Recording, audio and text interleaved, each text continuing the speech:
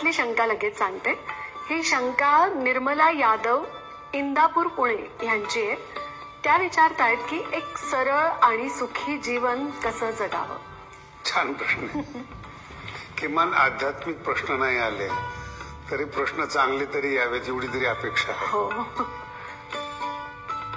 जीवन जे आहे ना, जी अपेक्षा करता जीवनाकडून साधे सरळ आणि सुखी जीवन ही काव्य कल्पना आहे. असं जीवन कधीच नसतं. जन्माला येणाऱ्या प्रत्येक जीवाला स्ट्रगल हे करावंच लागतं. तो मनुष्य असेल, प्राणी असेल, आणि जगण्यासाठी प्रत्येक जीवाला संघर्ष आहे आणि संघर्षालाच जीवन म्हणतात.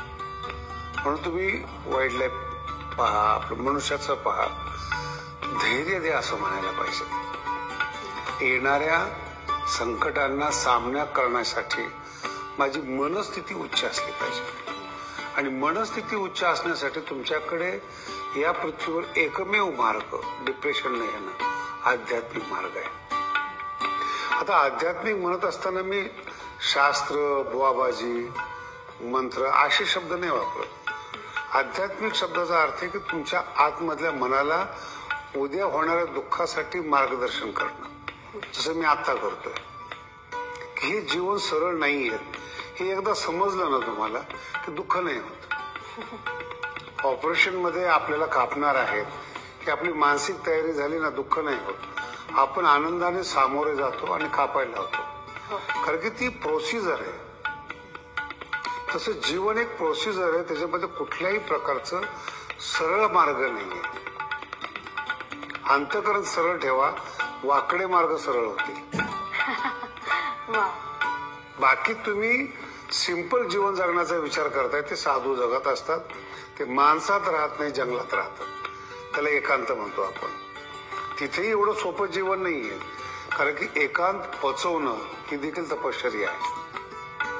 आयुष्यभर एकांतात राहणं म्हणजे साधी गोष्ट नाही, खूप अवघड आहे. हा, म्हणून जीवनाला साधं समजू नये, सरळ समजू नये, पण याचा अर्थ जीवन खूप चांगलं आहे. संगती चांगली मिळाली, माणसं चांगली मिळाले, चांगली विचाराची माणसं मिळाली, प्रत्येक दिवस हा तुमचा उत्साहाचा जाईल आणि प्रत्येक दिन हा उत्सव होईल.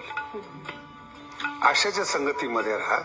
आमच्या भाषेत त्याला साधू संगती म्हणतात. एक सहज म्हणून मनात प्रश्न आला शास्त्रीजी, तुमच्या जीवनामधलं तुमचं सगळ्यात सुखाचं माझं एकही जीवन दुःखाचं गेलेलं नाही, एकही क्षण दुःखाचा जात नाही. मी 24 तास ओव्यांच्या संगतीमध्ये असतो, जिवंत माणसाच्या संगतीमध्ये नसतो. तो माझा व्यवहार आहे. मी हसेल, रागवेल, पण ती माणसं, तो संसार भगवानगडासहित आतमध्ये माझ्या जात नाही. आत माझी बाउंड्री जी आहे ती म्हणजे ओवीनी बाउंड्री केलेली. त्यामुळं आलेलं दुःख, सुख, आनंद तो तिथंच थांबतो आणि आतला निर्भेळ आनंद त्याच्यात मी वावरतो. कदाचित त्याच्यामुळं बोलण्यामध्ये उद्धटता येत असेल, उद्धट वाटत असेल, नैसर्गिक. मला म्हणायचं की उद्धटपणा यापेक्षा तो खरेपणा आहे की नाही, तो समोरच्या माणसावर डिपेंड आहे ना, आपल्याला त्याच्याशी काय त्याला काय. पण असं आयुष्य जे आहे, तुम्हीच सांगितलं की ते सोपं नाहीये, पण ती साधना किंवा तुम्ही निवड साधनच करतोय ना मी. हो, तेच. पण खूप छान आहे म्हणजे की तसंही आयुष्य जगता येऊ शकतं, चांगलं सुखी. ते सगळ्याकडे बघून कळतंय. पण नेमकं सरळ सुखी जीवन कसं जगावं ही शंका विचारलेली होती निर्मला यादव. चांगलं जीवन जगता येतं पण सरळ नाही. हा, तर त्यांच्या शंकेचं हेच नेमकं समाधान आहे की चांगलं जीवन जगता येऊ शकतं पण सरळ नाही. अशाच शंका पाठवत राहा. शास्त्रीजींचे मनापासून आभार व्यक्त करूया. शास्त्रीजी खूप खूप आभारी होते.